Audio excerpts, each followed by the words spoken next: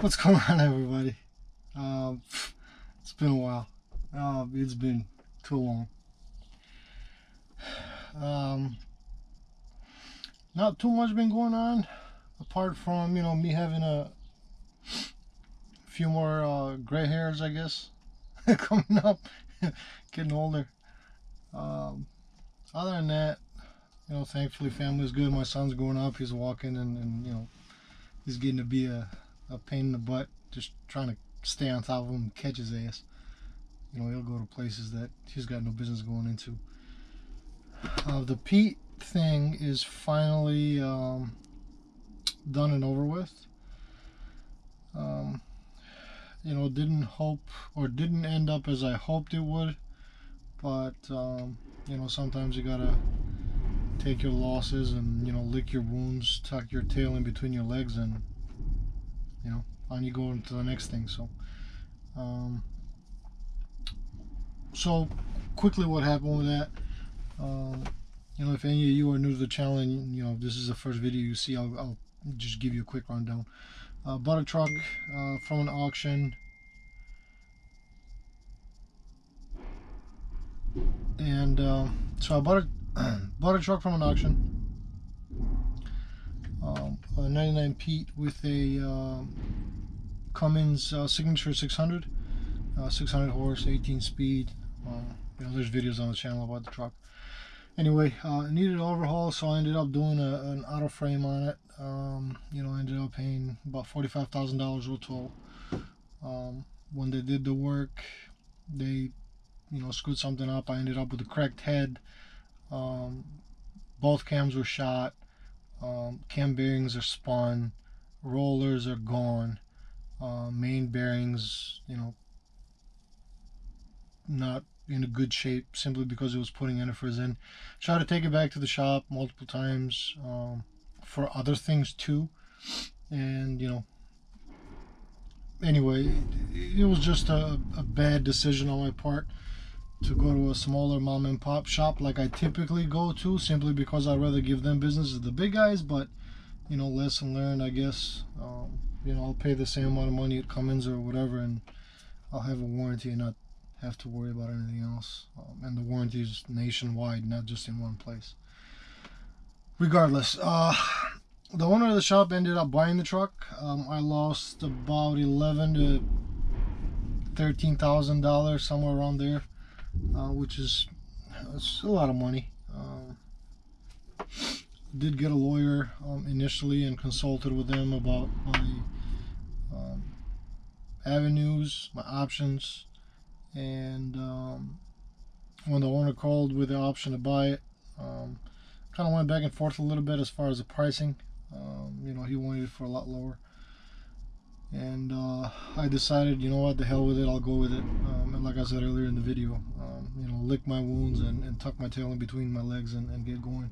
And a few reasons why I did that. Mainly, with the court systems being the way they are, and they're still using COVID as an excuse. God knows when that case, was gonna come up. In the meantime, I got a truck that's down, and can't do anything with it. Now, all of that would have factored in, time loss and all that other BS. But there's no guarantee of how much I would win. And you're also, because it's not a small claim, it's a lot of money. It's I believe it's a civil court, and it's a jury of 6. So, taking in consideration the time that it may take to get everything sorted out, the possibility of not being able to lose anything, a lawyer, there was $500 an hour as a reference. He's usually $750 an hour. I said, you know what? With the economy the way it is and times the way they are, I said, you know what, man? The hell with it. Just, take your losses. And sometimes you gotta do that. Obviously, I'm pissed. But, it is what it is. At least that's behind me. This truck, I'm still driving the T680. it's going decent. I had a couple of issues here and there, but nothing major. I had to put some tires on it and shit like that. And then the throttle pedal was giving me an issue. Ended up changing that. That was not cheap. And called around in Michigan. It was like 680 or close to $700. And I called my buddies at AGA. They have an account with Peterbilt in Grand Rapids, which I was supposed to go to Lansing that day anyway. Grand Rapids is only about an hour away from Lansing, so I said, F it. He called the girl that they deal with there. Her name is Jessica, I believe. Yeah, Jessica. And she was able to hook us up for quite a better price with their account and what you could do as well. So I'm thankful to her because she saved me a decent chunk of change. And the reason why I went to Peterbilt is it's still a Packard part number, that throttle pedal. So it goes in the 587 or is it 579 or whatever the hell it is nowadays. 579. The T680. Hell, I wouldn't be surprised if the same fuel pedal, same throttle pedal goes in the 389s and all them other ones. But anyway, I ended up going there, getting it, putting it on. It went great, and then my last round going back from Chicago was giving me a little bit of issues. So took it apart again, made sure there's no corrosion. There was no corrosion really. Just checked for loose wires. Everything seems to be good. Plugged it back in and started it, and everything is fine now. So hopefully it stays that way. That way I don't have to mess with it anymore. There's plans to do stuff to this truck. Parts are ordered. The lights and everything else I have in, and I'm waiting on a couple of more things that I'll let you guys know what those are in a little bit. Look at me playing all suspenseful bullshit. But anyway, it's been working. Like I said, everybody's doing fine, thankfully. Everybody's healthy, thank God. The rest of it, whatever, it is what it is. Money comes and goes. I am pissed off because there's literally blood, sweat, and tears. That money, was pretty much for me. Working my ass off on the classic customization and the W900. So, anyway, I'm over here in Chicago getting loaded. Oh, unloaded, reloaded, I should say. So as soon as these guys are done, I'll flip the camera around and off we get.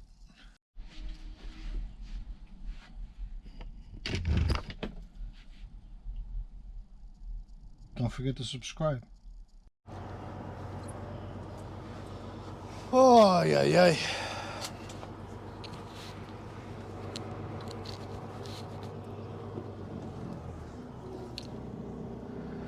Well, I hope everybody's doing all right. Trucking right now, not the greatest thing to be in. Fuel's up, rates are down, which you'd think it'd be the opposite, but it never is.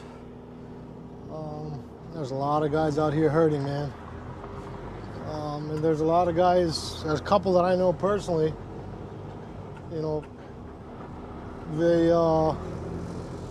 they're having to pick cheap loads just to make the freaking truck payment.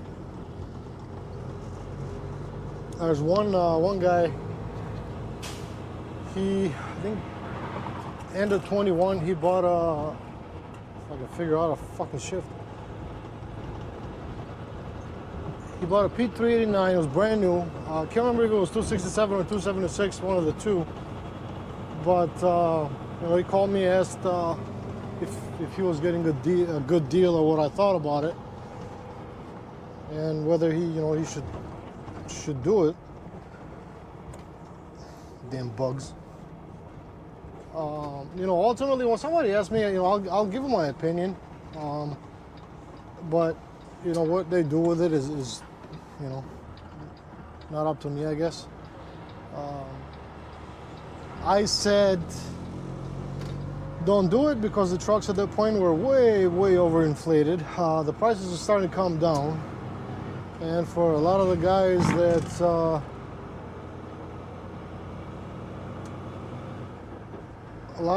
have bought trucks already at the very expensive price, well, they're kind of screwed. And my buddy's one of them. Trucking is always an up and down thing. I've always used the analogy, and maybe it's wrong, maybe it makes sense to you, I don't know, it makes sense to me.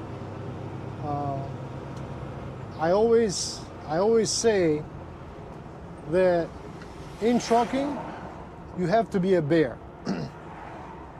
Not that you have to be fierce and all that stuff. Yeah, you know, you sort of gotta do all that. But what I mean by that is,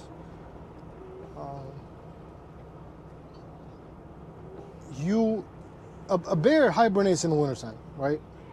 So, you know, spring, summer, fall, that sumbitch is eating everything and anything to put up some fat, right? Because he's got to survive during the wintertime. For him, it's a yearly thing. The cycle is a yearly thing. For us in trucking, you know, sometimes it could be every 4 years, every 5 years, every 3 years. You know, it all depends on what the economy does. I mean, trucking has been on up and up for a while now, and then, you know, COVID came and it really shot up. But what shot up with it was truck prices. Because of all the shutdowns and stuff, factories weren't able to produce the same amount of new trucks that they could, so they started getting backed up. Trailer companies the same way, so everything used, because you could have it right now, just shot way up. Way more than it should. And for the guys that had, you know, stuff to sell, well, you know, they took advantage of it, and hey, you know what, man? I got nothing against anybody for doing that. It's just business at the end of the day. They sold it at, you know, fair market price at that particular time. But now, well, think about it, right? Stuff is getting very expensive. We're making the same amount of money. When I mean we, I mean general population. Trucking, we're making even less money, but I'll explain that in a second. People are making the same amount of money. And for the same amount of money, now they can't buy the amount of things that they could before because the prices were low. So now they have to buy less things for the same amount of money. And what does that do? Well, consumption goes down of various things. So if consumption goes down, well, hell, transportation goes down because there's just not that much shit to transport anymore.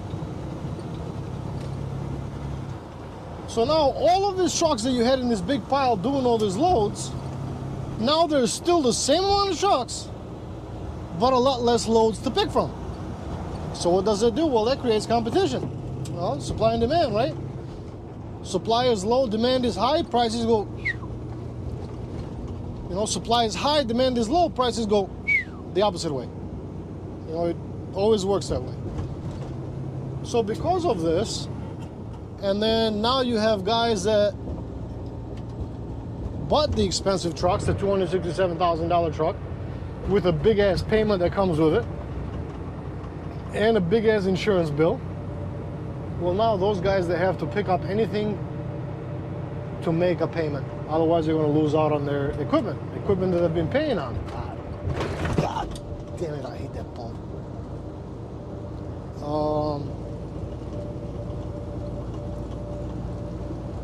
So they can't sell the truck right now because if they did, they'll lose big on it.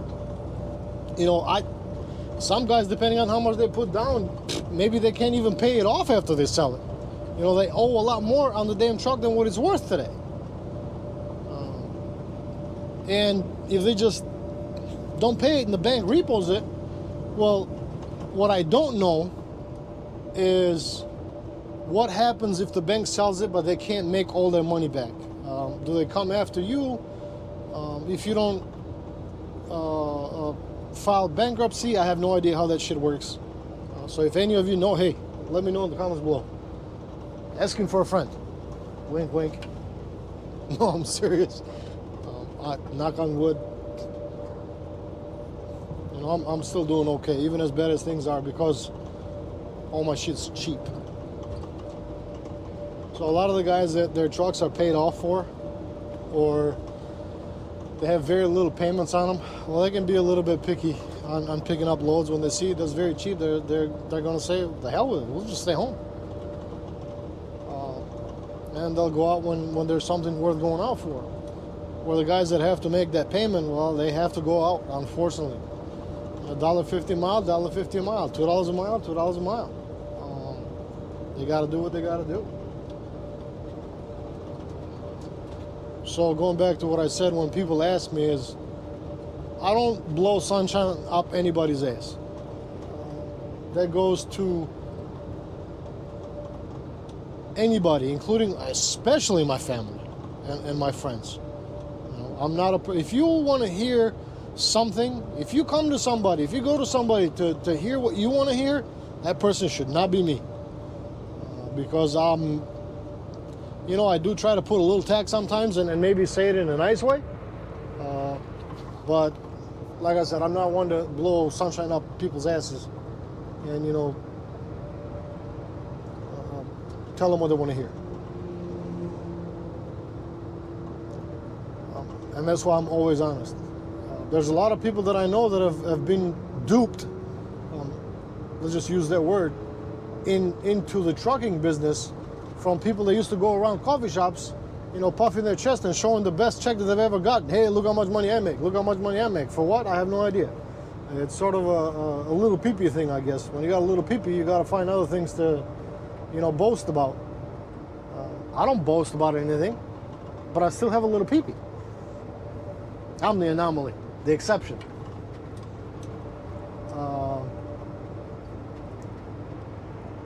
So a lot of these guys went, oh shit, we can make this kind of money? Well, let's go, fuck it. Let's go into trucking. And then they got stuck in it. And then they figured out that, hey, you know, it's not all sunshine and rainbows. When equipment goes down, it is extremely expensive to fix. Not only that, but the fact that it's a double whammy. You know, your equipment is down, you got to pay to fix it. If that's not bad enough, well, guess what? Your ass is not working in the meantime. So you're not making money. You're paying money and you're not making money. And a lot of times, just people have no idea of what stuff, you know, costs to fix. You know, I said it earlier in the video about the damn, you know, throttle pedal, the loud pedal. Well, it's not loud pedal on this truck, throttle pedal. It's expensive, man. You know, I put 8 new drive tires in the back. Oh shit, that was $3,800, and I got actually a deal out of them. I picked up some Toyos. They were on sale. I think it was Tire Direct or something like that. And then I went to my local place and had them mount them for me. Great guys. If you guys are out here in Michigan, man, they're on Groesbeck and 9 Mile. Tandem Tires is the place called. I've actually used them a couple of times. And they're really, really nice. In and out. Kid you not. I called them the day before. They're like, hey, just be here. I think I went on a Friday in the morning when they opened up. And I was in and out, man. Great guys. Anyway, shit is expensive, guys. So if any of you are company drivers and you're thinking about becoming an owner-operator today, shit. I would say don't do it, but think long and hard if you are going to do it or not. And right now, if you have a steady job as a company driver, for right now, stick with it. You know, this could take, now this is going to take a turn. But whether it's for the good, for the worse or for the best, man, shit, that's anybody's guess. I couldn't guess. I couldn't make an educated guess on that. I'm sure there's people out there that try to predict this sort of shit. I think it's not predictable, but, you know, that's just me with thinking with however little my brain is developed. But just stick to your day job. You know, write it out. When you see it kind of picking up in a little bit, and it will pick up at some point. Now, you just no way of knowing when. Then, by all means, go at it. You know, do it. I always encourage people to work for themselves and become owner-operators in this business. Always. You know, whether you do it right away or in a little bit, just be smart about it. I personally don't like lease buyouts because of times like these. So, you know, think about you being a lease buyout from a company, right? Well, if there's not that much work out there, you're barely going to be able to make the payment. Well, if you're not going to make the payment, you're not going to make any money, you can't survive. Well, if you leave that company, unless you buy the truck right out, you have to give it back to them. So now all the money that you put into this piece of shit truck, whether it be maintenance and you know, payments and all that, you just buy, forget about it. You're done with it. So that's why I don't like lease buyouts. Not only the fact that you're paying way more for the truck at the end than you should be paying for the damn thing to begin with, but it's honestly, it's for times like these. So be careful about that, guys. You know, like I said, think long and hard. Ask however many people, and then at the end, you know, come to your own conclusion.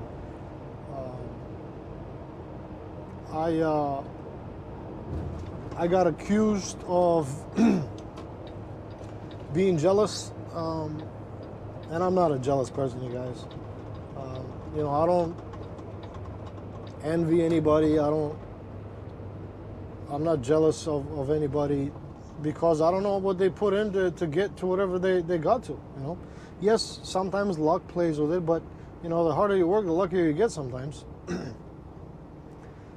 But they're just, you know, that person that has those things, maybe they locked into it and they were born in it, or maybe they worked their ass off a lot more than I'm willing to do. For example, I like to think myself as a pretty hardworking person, but, you know, obviously I'm not the hardest working motherfucker out there. I can guarantee you that. So, and that's why I'm not jealous of anybody. But when people ask me for advice like this, I typically try to I would tell people what I want to hear, because I was lied to when I first started this damn business too.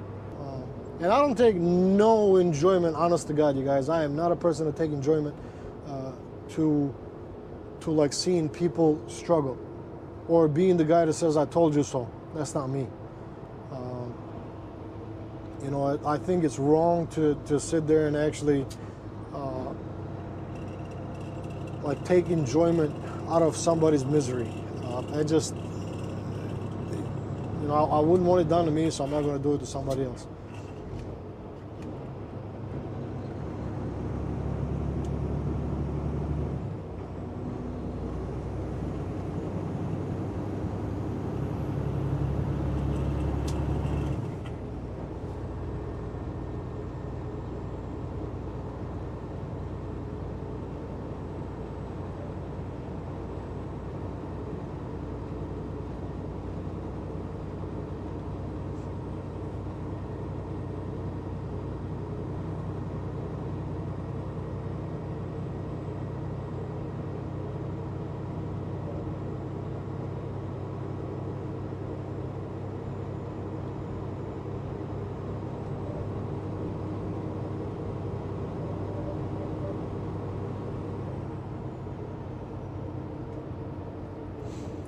On the way down here, with my regular load, and it was pretty windy, I averaged about 7. Actually, it said 7.3 when I got to Chicago, but a little bit of idle time and stop and go traffic, and I'm at 7.2. So, kind of curious to see what I'm able to manage and get it back up to. All right.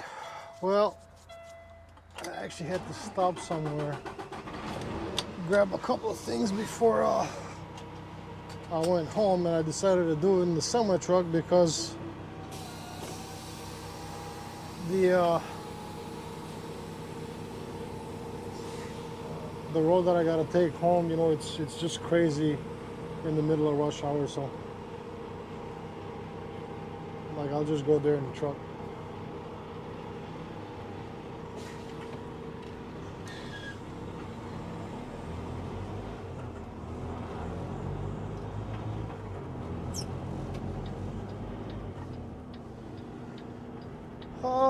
The run went good. Able to get 7.8 out of the fuel mileage.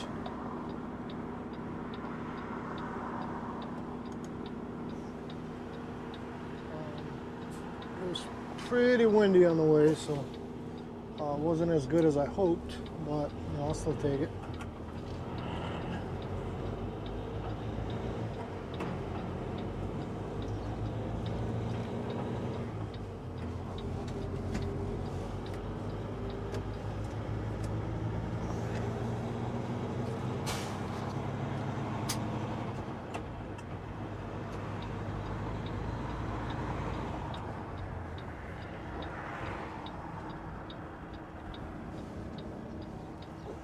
Post office right there.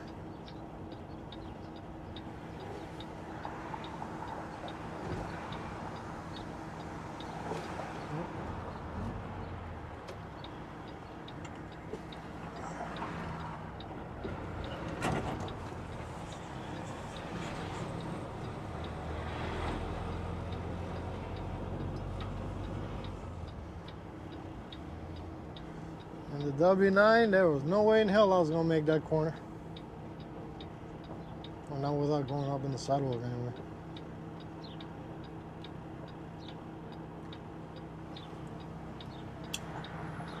Oh.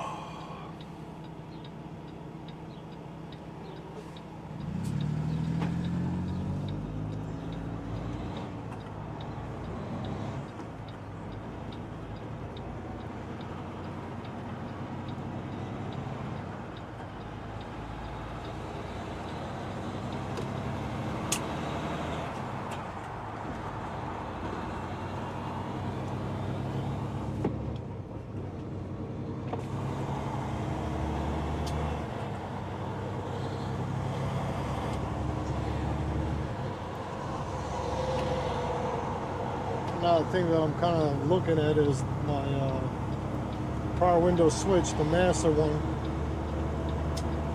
is acting up every once in a while, putting the window down.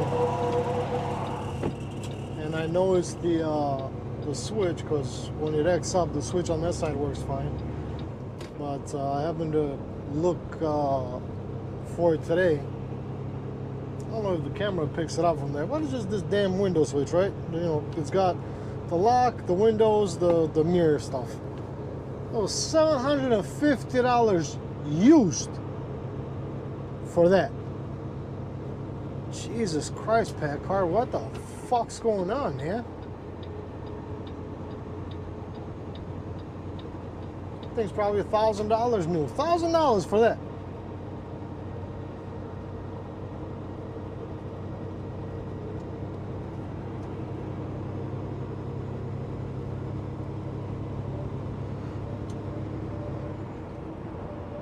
Oh.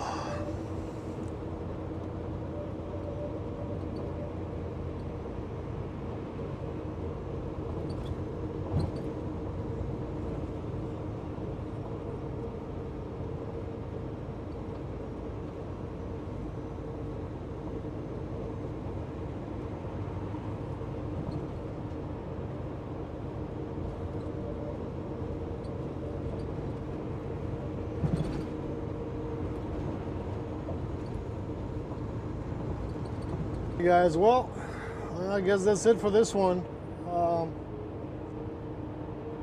I'll go through everything of what I'm doing to this damn thing once, you know, everything comes in and I have a little bit of time. You know, these the remainder of this month and next month are going to be pretty damn hectic for me, so it's going to